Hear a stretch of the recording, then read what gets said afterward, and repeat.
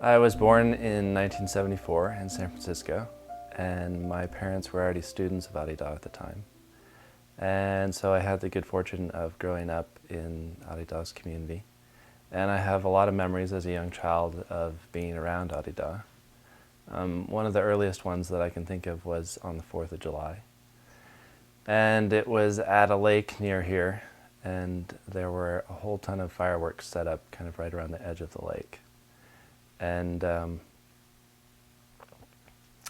don't remember too much other than Adida grabbing my hand at one point, and all the fireworks were set up kind of like in a long row. And it was all those kind of spinny pinwheels and cones and all this kind of stuff, huge, huge amounts of them. And I think I was the only boy there at the time. And since the fireworks were kind of more guy-related activities, Adida grabbed my hand, and so he was holding my hand in one of his hands and he had a lighter in the other.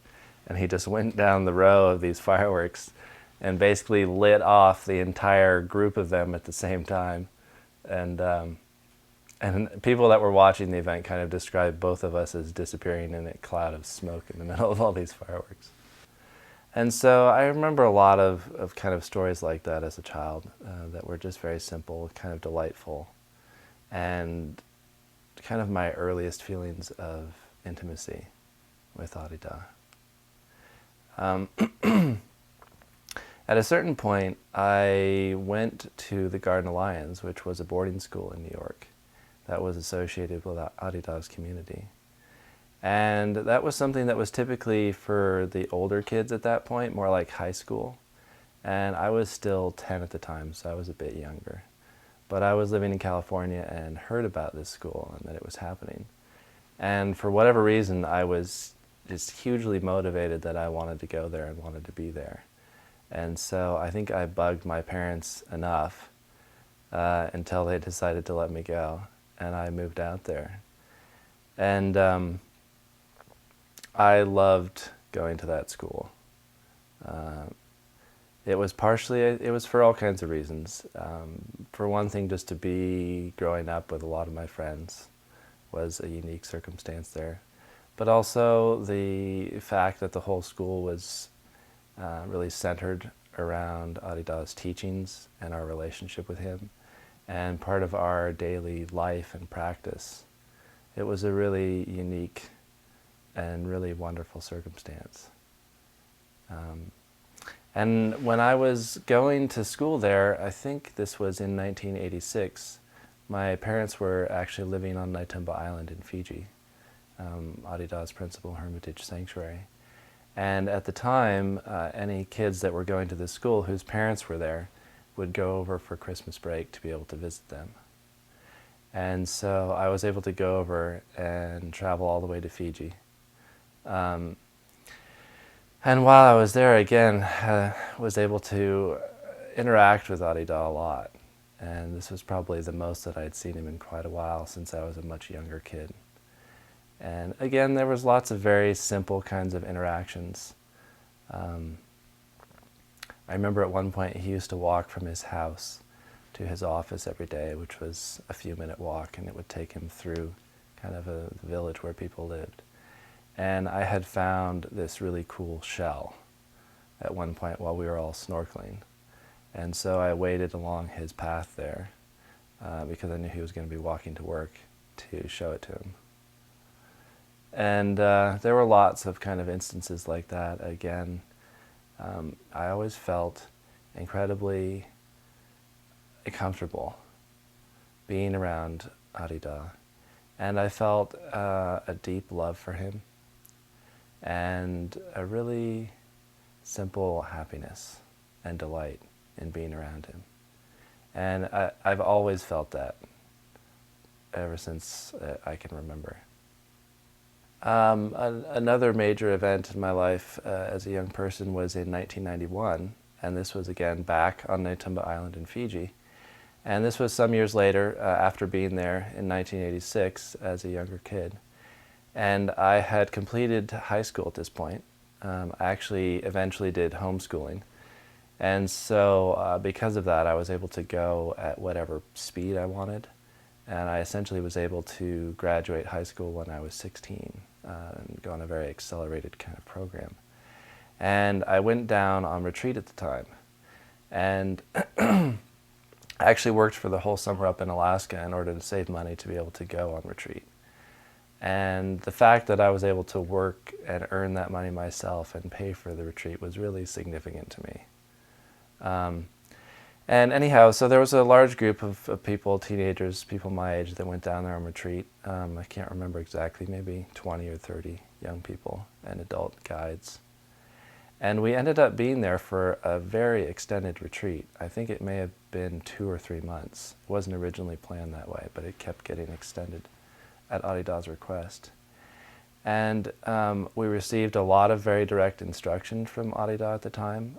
We had the opportunity to see him frequently, to sit with him in formal occasions with other devotees. It was a really extraordinary time, and again, one that really kind of further strengthened my relationship with him and my desire to be around him. And it was really obvious to me from very early on in the retreat that I wanted to actually stay and not to leave, and that I wanted to be able to live there as a resident. But, you know, I was only 16 at the time, and that was pretty young, and there weren't really a lot of young people living on the island. And so it was a bit of an unusual request in that sense. And so right at the last minute, I received permission from Adida to stay there, and I was ecstatic. I was really, really happy. And so I started living there as a resident, and my service was actually to photograph Adida. And photography was something that I always had an interest in as a young person. And so I started apprenticing with other people there who were doing that.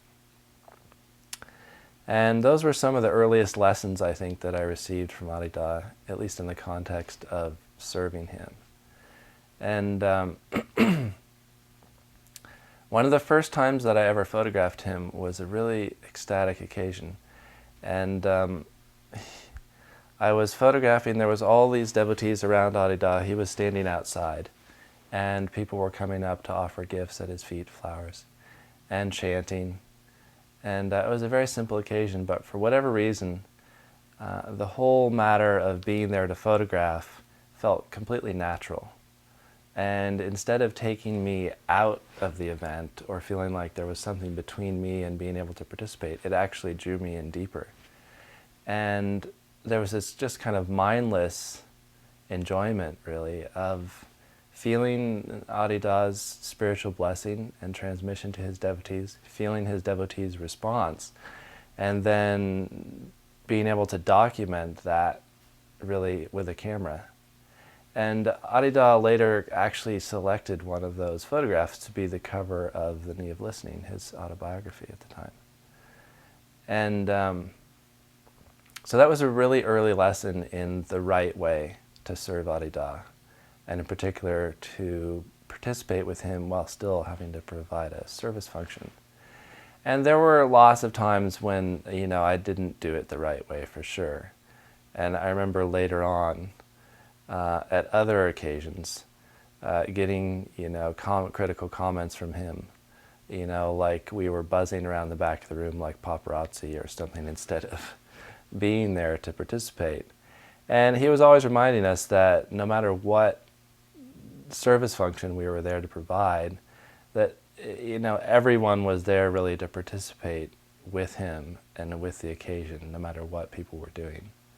And that was a good point to get early on and to really keep in mind.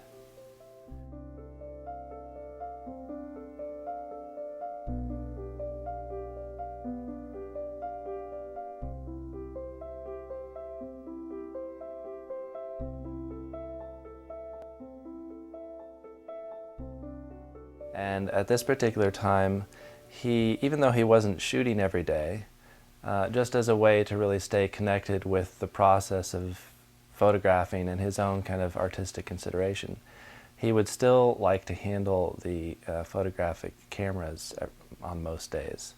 And that was kind of his way of staying connected with that process until he was going to actually be shooting again. And so quite out of the blue, actually, I got a message that I was going to be able to start assisting him in that process, which was wonderful. It was a surprise. I was nervous and excited.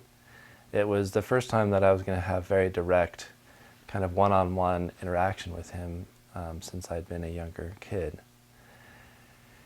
And so, not being entirely sure of how to best prepare for that, I went over to Adida's house and someone showed me into all of his photographic equipment in order to be prepared to speak with him about it. And he had a lot of camera equipment that he was traveling with at the time, a lot of different kinds of camera equipment. It was fairly sophisticated, complex equipment, and it was a lot to understand the details involved in these many, many large bags of equipment. And so one of the ideas that I have to just sort of get a handle on the whole situation was to create very detailed spreadsheets and inventories of all of the equipment, including where it was located in what bag or case, and all the kinds of technical details I could think of relative to every one of these pieces of equipment. And, you know, I had a kind of rather analytical way of looking at this stuff, so that was how I approached it. And the first time that I met with Adida, he was sitting on his bed in his bedroom, and I carried all of these bags and put them on his bed. And I think one of the things I said to him was just to let him know that I'd been educating myself just to make sure I was up to speed with all the equipment, and then I'd made these very detailed inventories of all of his equipment, including exactly where it was located. And he kind of smiled at that and didn't really say anything. And he went on to start to ask me various things about the equipment and to let me know what he was considering possible new equipment he might need or how to use certain things. He always had a lot of very specific questions that usually involved me needing to do research and be prepared to speak to him again the next day. But I noticed the whole time that he was doing this that he was in a kind of very offhand way grabbing a piece of equipment from one bag and then sticking it in somewhere else. And then he would sort of grab a piece from that bag and stick it somewhere else. And so over the course of these hours that I was meeting with him, he had completely shuffled up the location of all the equipment and made my spreadsheets completely obsolete. And I knew that he was doing it on purpose, but he did it in a very kind of casual way. And I think he got great delight in it, really, because virtually every time that I would go to meet with him, he would kind of re-scramble the equipment, knowing that I was going to have to go back as soon as I left the room and completely update all of my spreadsheets so they were current. But that was a really delightful way that I first connected with him around his photography. And that moved into, of course, him actually shooting and assisting him on the set and in various circumstances. And that meant anticipating what equipment he might need, loading the cameras with film, unloading, a lot of very basic stuff like that.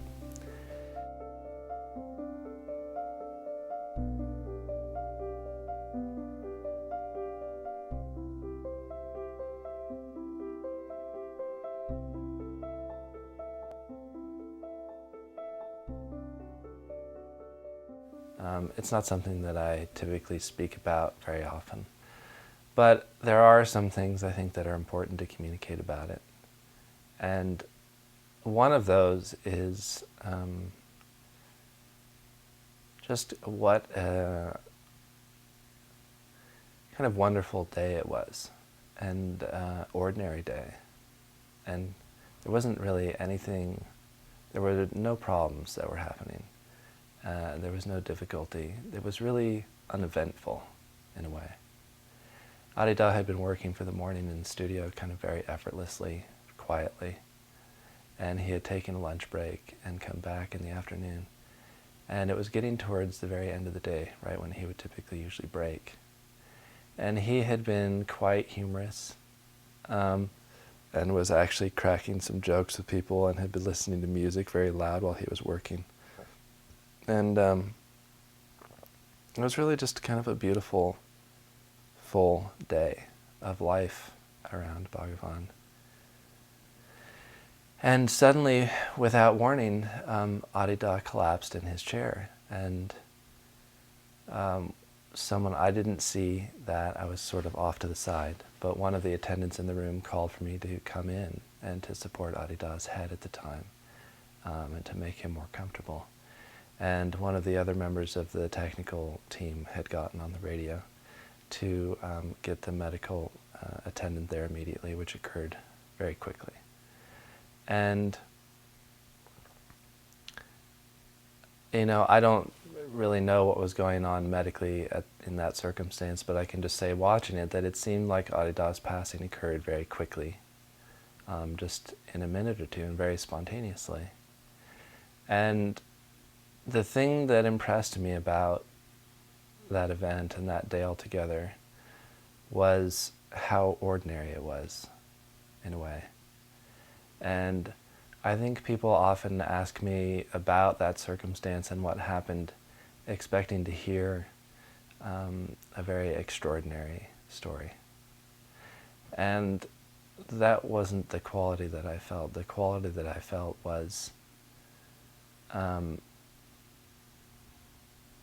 that it was really no different than any other day in Bhagavan's life. And that the process of him transitioning was also really no different than any other process in his life. And I felt him completely unconcerned, really, and indifferent in a way, even to his own passing.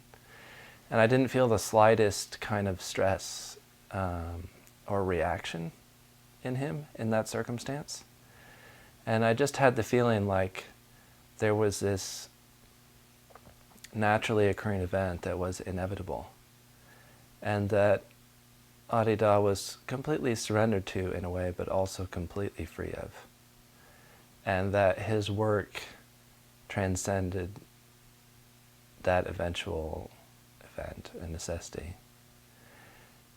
And that's what really stands out to me the most, I think, of anything that I could say about that.